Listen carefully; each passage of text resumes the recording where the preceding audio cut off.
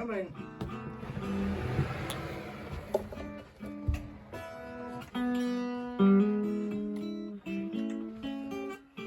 Oh, well, I haven't stopped as well.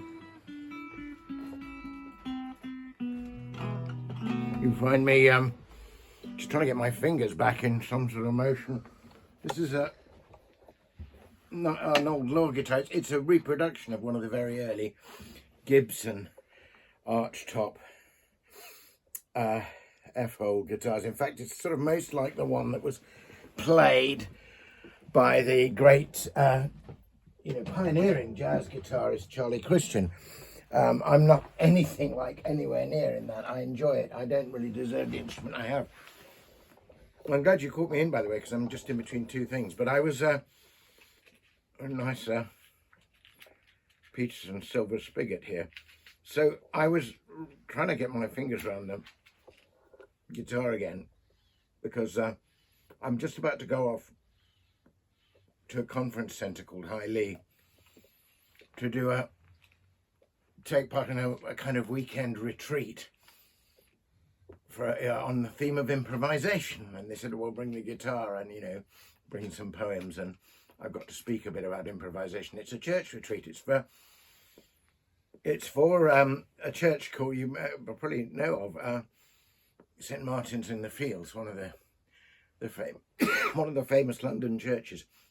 Does great work among the street people in central London. But I say famous, of course, that's a really pointless and stupid word to use about any church. I mean, every church is equally famous in the eyes of God. It's equally important in the eyes of God. His eyes rest with loving attention on every church, whether it's widely known or it's unnoticed, doing its work in secret. But anyway, that's the church I happen to be doing it for.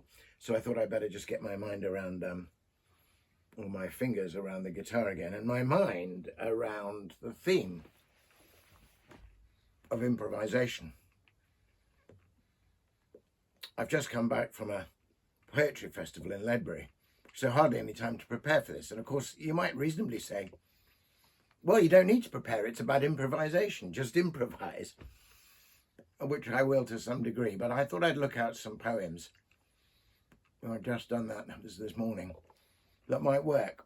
And so I thought I might share a couple of those with you. We've been enjoying our dips into Tolkien and other writers, and we'll certainly go back to that marvellous realm. But as you know, poetry is my thing. I'm a poet, and I am something I wanted to be in my teens. I started really wanting to be a poet when I was 16. And I finally managed it in my 50s and 60s.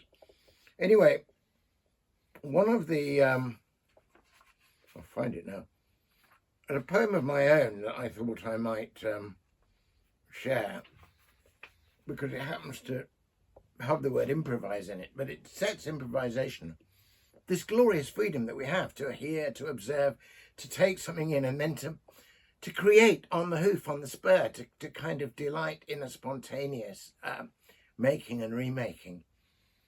And I think it's a gift that's been put in us that, I would say was part of the image of God in us. Anyway, I'll read you this poem, which I wrote for Trinity Sunday. And it's about God, it's about the Trinity, obviously, the idea that God is an interplay of love, a communion or community of love between three persons who are also one. And that's the kind of beings we are. We are ourselves, and yet we're ourselves because of and through and in relation to other people. Anyway, here's Trinity Sunday. It's a sonnet, of course. In the beginning, not in time or space, but in the quick before both space and time. In life, in love, in coherent grace, in three in one in three, in rhyme, in music, in the whole creation story, in his own image, his imagination, the triune poet makes us for his glory, and makes us each the other's inspiration. He calls us out of darkness, chaos, chance, to improvise a music of our own, to sing the chord that calls us to the dance, 3 notes resounding from a single tone, to sing the end in whom we all begin, our God, beyond, beside us, and within. So in that little sonnet, I was trying to get this sense of creative interplay, that the creator who makes us in his image and makes us creative, and creative in a kind of loving collaboration. He makes us each the other's inspiration. I've got another poem somewhere which talks about each of us are who we are by the gift of others. To be a person, I say, is to be a gift given in love. We come into being as a result of the love between 2 other people. So when there's something special, I think, when a group, I mean, in my case, I think what I think of it most is a group of musicians meet together, and within a commonly accepted frame or form, let's say one of the great standards of the American songbook, they then start playing around with it and make it new, make it fresh, make play in every sense with it. So there's another poet, a Christian poet I really admire, called Michael O'Sheill. He's an Irish poet, and I thought I'd dig out 1 or 2 of his poems, because he's very, very good at writing, particularly about improvisation. This is his little poem, March On, which is about hearing Louis Armstrong playing When the Saints Come Marching In, and playing with it and doing all the wonderful things that he does with it. And of course, he's chosen that particular piece because he wants to suggest, the poet wants to suggest, that that glad, free, beautiful, playful improvisation, a kind of affectionate, free remaking of something that everybody already knows, is, in Michael O'Sheill's view, actually a foretaste of paradise. When the Saints Come Marching In, that's, you know, that's great song is about the final coming of the kingdom and its overflowing bliss. All things being made new, behind a new heaven and a new earth. And what improvisation does is it takes the old and makes it new. So this is how his poem goes. I think it's brilliant. March on. Always this urge to begin and re-begin. Armstrong's trumpet swings and skips, oh, when the saints go marching in, as if rhythms keep needing to recompose this determined joy of passionate blues. His melody shatters the stricter tempos. He can't imagine it, and still he must. A garden where beginnings and ends collide. Every image is trying to widen our trust. Valhalla's vivid and endless carouse, Valhalla's vivid and endless carouse, Black's downing burdens by the riverside, promises of a father's many-mansioned house. For me, just my friends. Oh, jazz eternal, give me their warmth, the talk, the glory in faces of saints, boisterous and carnal.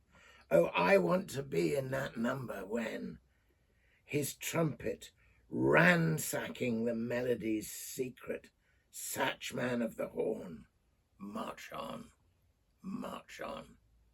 Fantastic celebration of Louis Armstrong playing that song. But he then, in the middle of the poem, he gives you all these different images of paradise. He gives you not only the Christian ones, but the pagan ones as well. He says, Valhalla's vivid and endless carouse. So he's drawing on the Norse thing. Then he thinks, of the great Negro spiritual,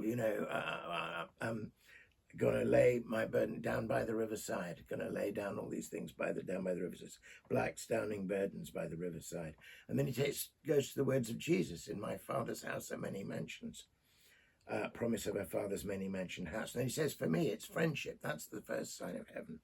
But I think the key line in that particular poem is brilliant, is every image is trying to widen our trust. All these promises of paradise are kind of helping us to trust and to hope. And I just feel we're living in an age where so many malign forces are trying to narrow or undermine our trust in one another, our trust in God, our trust in some hope for the future. And we need the poetry and the music and all the arts, wherein every image or perhaps every note are trying to widen our trust. I love the idea that the melody is already there of when the saints come marching in, but it still has secrets, it still has things to hold, and Satchmo's trumpet is ransacking the melody's secret. I think it's absolutely wonderful. And he has a number of other poems on jazz and improvisation. In fact, he's got a poem in here called Cosmos, which I must read you sometime, where he compares the creation itself to a moment in a smoky back room where somebody is creating a completely new melody, a new sound out of an old one. If you've ever been, as I have sometimes been playing with a band where everything is singing, everything is right on, you find phrases and melodic ideas that you didn't even know you knew, and it all works well. I'll just finish. I'm afraid I'm going to have to rush off shortly, get on the train to get to this thing. But I'll read you another one of Mikol's. It's called That in the End. Here and now and maybe, to play is everything. Interflow of mind and emotion caught in the doing. Broken tempos of anguish seem to feed our joys. Unexpected cadences, a tale of 12-bar blues. Moody solos, unique, the stamp of one voice. Then pure concert, as an ensemble improvises, hearing in each other harmonies of cross purpose, as though being ourselves we're more capacious. Music of paradox, music of now and metamorphosis, nothing unearned, a trust unconscious and precise, that in the end, whatever I become or am or was, I loved my friends, I praised my mistress, Jazz. And of course, one of his books is just called Hail, Madam Jazz, and he makes a kind of parallel between jazz and Sophia, wisdom, the creative wisdom. It's fascinating. I've met him a few times, Mikol Oshie. I've got this is his real chef-d'oeuvre, his masterpiece, which I'm still reading through, 5 quintets, obviously a reference to Eliot's 4 quartets. Anyway, thanks for dropping by. Sorry it's been a little while, and always glad of your company. I hope you found something. Somewhere amongst those 3 poems I read, I hope there were some phrases that feed the soul, phrases that widen your trust. Thanks for coming. Bye.